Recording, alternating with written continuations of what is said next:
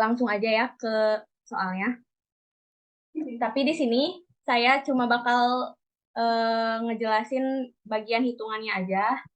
Jadi yang nomor satu di skip aja ya. Nomor dua, untuk mengetahui waktu yang diperlukan seorang roomboy menata sebuah kamar, dilakukan penelitian terhadap 6 orang roomboy. Hasil pengamatan terhadap ke-6 orang tersebut adalah sebagai berikut. 10, 14, 13, 16, 12, dan 13 menit. Buatlah taksiran waktu rata-rata yang diperlukan seluruh roomboy untuk menata sebuah kamar. Gunakan tingkat keyakinan 98%. Nah, di sini diketahui bahwa jumlah sampel atau N kecil ya.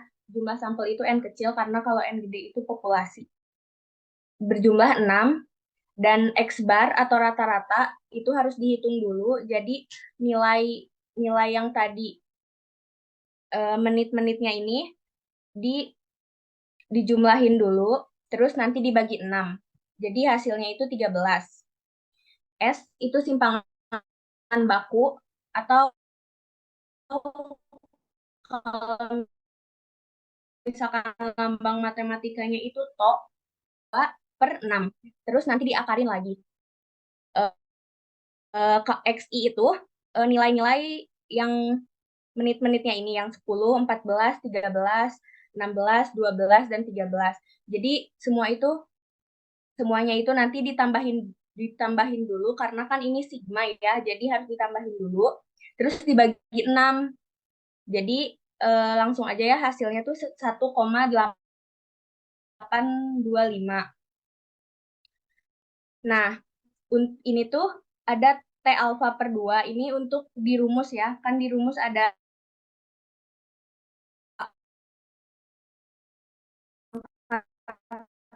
per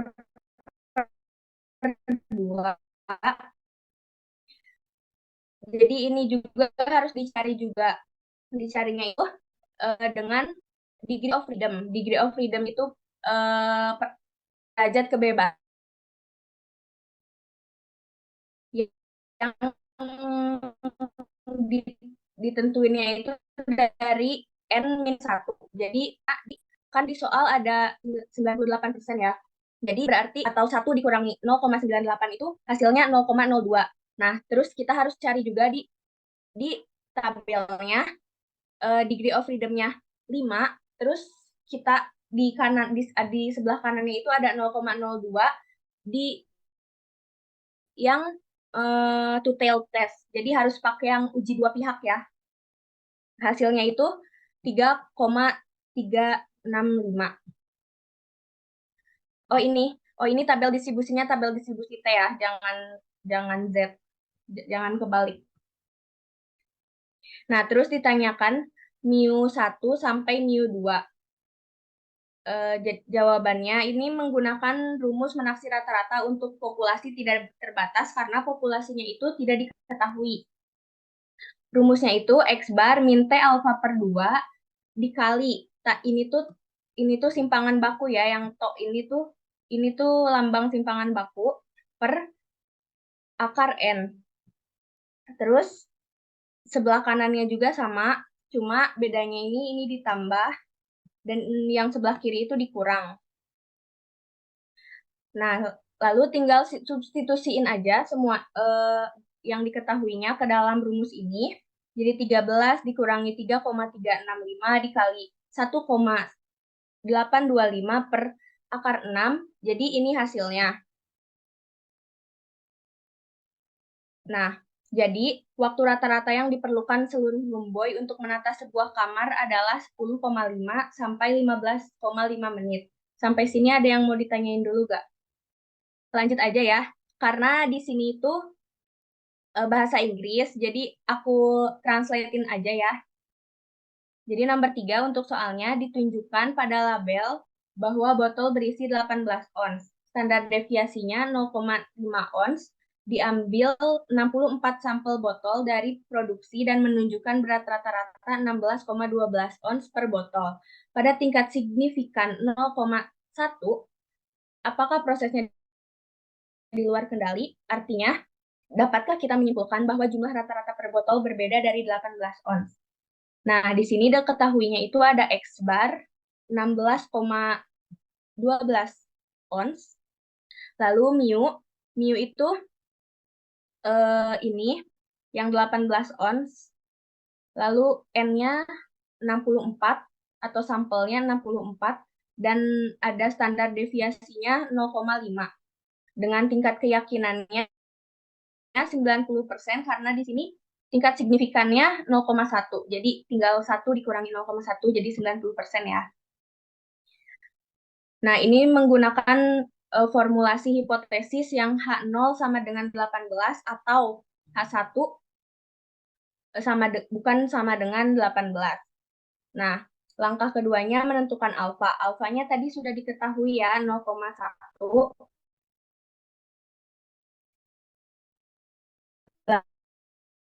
Lalu mengidentifikasi statistik.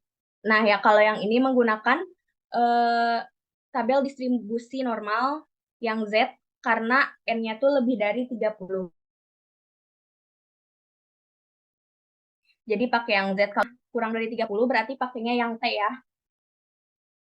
Nah, di sini kalau cara mencari eh, Z alfa per 2-nya ini adalah dengan 0,9 dibagi 2, jadi 0,45. Nah, dibagi 2 ini karena ini tuh uji dua pihak ya, soalnya kan sama dengan dan tidak sama dengan, jadi di tengah-tengah. Jadi pakainya tuh yang uji dua pihak sehingga dibagi dua dulu. Eh, nah, terus kita harus mencari di tabel distribusi Z-nya tuh ada 0,45. Yang 0,45 di distribusi Z itu adalah 1,65. Nah, selanjutnya, langkah keempat menentukan kriteria ujinya. Jadi kalau kriteria uji ini sudah paten ya, sudah pasti. Kalau misalkan H0 sama dengan 18, H0 sama dengan dan H1 tidak sama dengan, berarti pasti tolak HO jika Z lebih dari 65, 1,65 atau Z kurang dari minus 1,65. Jadi bisa dikatakan kalau ditolak HO-nya kalau nilai Z tidak berada di antara minus 1,65 ya, Z yang nanti kita dihitung di langkah kelima. Nah, lalu selanjutnya kita menghitung untuk Z hitungnya. Rumusnya adalah X bar minus mu per sto per akar N. Nah, sehingga dihasilkan minus 30,08.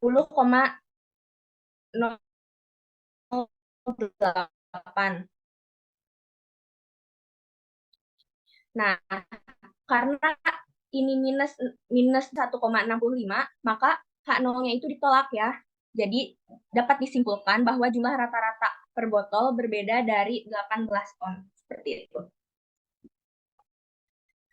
Ada yang ditanyakan nggak?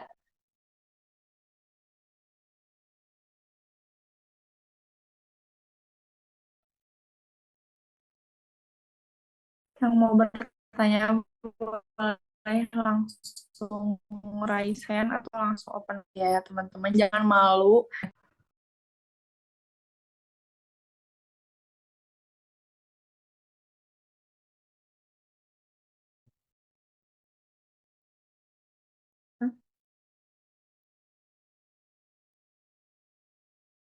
Nggak ada yang nanya ya? Udah. Gimana teman-teman? Udah jelas? Ada yang mau bertanya? Nah, mau izin bertanya. Boleh. Kalau yang nomor 1 sama nomor 2, apa yang ngebedain kalau yang nomor 2 tuh jadi ada langkahnya gitu? Lah yang langkah apa yang formulasi hipotesis dari soalnya tuh? Bentar.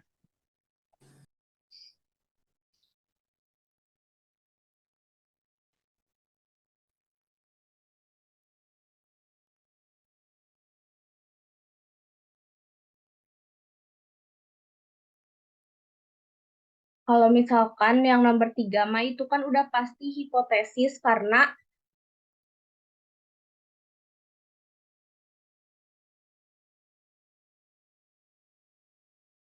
kalau misalkan di akhirnya itu ada kayak dapatkah kita menyimpulkan atau kayak pendapat diterima atau dapat dibenarkan kayak gitu itu udah pasti hipotesis gitu. Ngerti gak? Oh iya, ngerti Teh. Makasih Teh. Kalau ini kan yang nomor 2 tuh taksiran ya jelas. Jadi udah pasti rumusnya taksir pakai rumus taksiran gitu.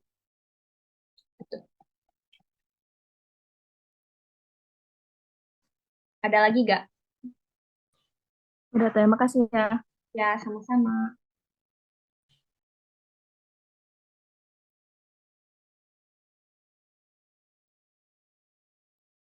Ada lagi yang bertanya gak? Ada yang masih bingung buat cari tabelnya gak?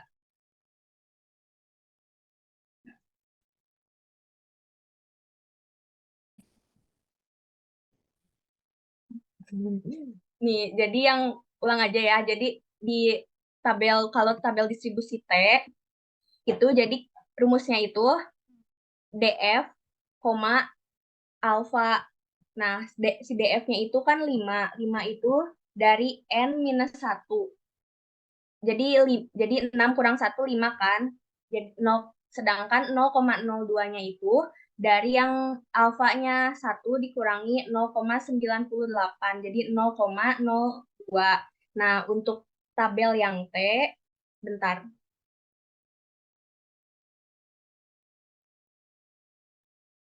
Nah, ini tabelnya tuh pakai yang uji dua pihak ya. Tadi kan 5. 5, 5 itu 5 itu ini. Nah, sedangkan yang 0,02 itu disejajarin aja sama 5-nya 0,2, 0,02. Jadi diperoleh hasilnya itu 3,365 seperti itu. Nah, kalau untuk yang Z, nah kenapa ini dibagi dua dulu? Jadi dibagi dua atau enggaknya itu tergantung sama si si apa sih grafiknya. Kalau misalkan grafiknya cuma di kiri doang, berarti nggak usah dibagi dua. Nah, kalau kasusnya seperti ini, jadinya tuh kan 0,45. Nah, kita teh harus cari di antara bentar, di antara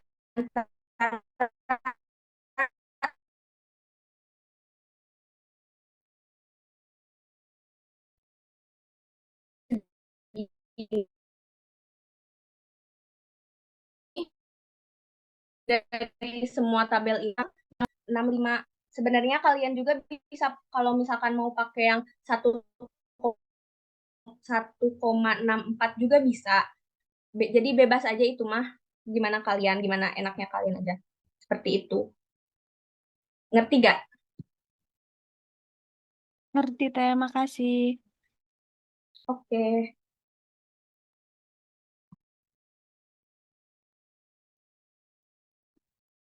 Ada lagi yang mau ditanyain?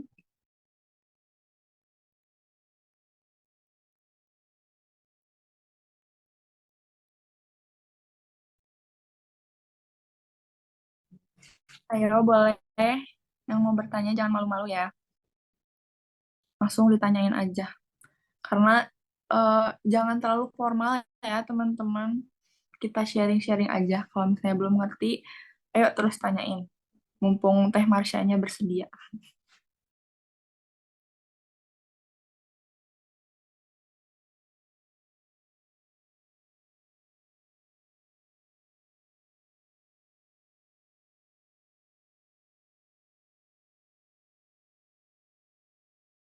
Teh mau nanya, Boleh. yang itu yang menentukan daerah kritis ya, yang taraf nyatanya itu kan 10% atau tingkat keyakinan 90%. Kenapa alfanya nggak langsung 0,1 dibagi 2? Jadi 0,5 gitu. nggak bisa. Soalnya aku apa? Gimana? Enggak. Yang alfanya ini kenapa 0,9 enggak 0,1 aja gitu? Nah, jadi sebenarnya tuh yang kalau dari dosen pengampu aku ya, jadi Z alpha per 2-nya itu, jadi ini tuh bukan bukan alpha, jadi cuma apa ya, cuma cuma istilah aja gitu. Jadi eh, dibagi duanya mah bukan karena yang ini, tapi karena karena dibagi karena uji dua pihak gitu. Ngerti gak sih? Pokoknya gitu lah. Oh iya. Berarti kalau yang satu pihak mah 0,1 Ya, sama itunya juga hasilnya. iya. Oh iya, makasih Teh. Oke. Gimana? Ada yang mau bertanya lagi? Atau sudah clear semuanya? Sudah cukup? Yuk, sebelum ditutup nih. Baik, terima kasih kepada teman-teman semua yang sudah join pada mentoring kali ini dan hari ini yang telah mengikuti rangkaian dari pagi sampai sekarang juga terima kasih banyak. Terima kasih banyak juga kepada Teh Marsha yang telah menyampaikan materinya dengan sangat baik dan tadi telah disampaikan mengenai metode sampling, terus ada dibahas juga mengenai degree of freedom, terus ada oh iya, terus perlu diingat juga ya teman-teman untuk pengerjaan soal nanti kapan kita harus menggunakan tabel distribusi T atau tabel distribusi Z. Terus tadi kita juga udah mengetahui perbedaan bentuk soal mana yang harus diselesaikan dengan cara taksiran atau hipotesis untuk membuat keputusan.